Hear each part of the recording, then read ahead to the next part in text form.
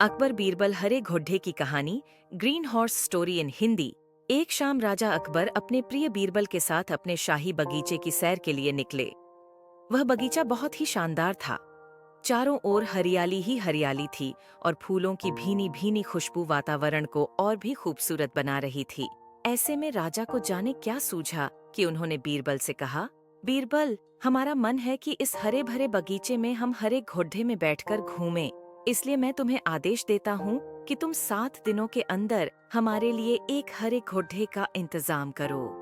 वहीं अगर तुम इस आदेश को पूरा करने में असफल रहते हो तो तुम कभी भी मुझे अपनी शक्ल न दिखाना। इस बात से राजा व बीरबल दोनों वाकिफ थे कि आज तक दुनिया में हरे रंग का घोड़ा नहीं हुआ है। फिर भी राजा चाहते थे कि बीरबल किसी बात में अपनी हार स्वीकार करे। इसी कारण उन्होंने बीरबल को ऐसा आदेश दिया। मगर बीरबल भी बहुत चालाक थे। वो भली भांति जानते थे कि राजा उनसे क्या चाहते हैं। इसलिए वो भी घोड़ा ढूंढने का बहाना बनाकर 7 दिनों तक इधर उधर घूमते रहे।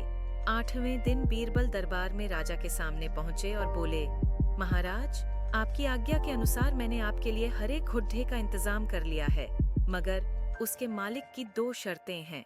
राजा ने उत्सुकता से दोनों शर्तों के बारे में पूछा। तब बीरबल ने जवाब दिया, पहली शर्त यह है कि उस हरे घोड़े को लाने के लिए आपको स्वयं जाना होगा। राजा इस शर्त के लिए तैयार हो गए। फिर उन्होंने दूसरी शर्त के बारे में पूछा।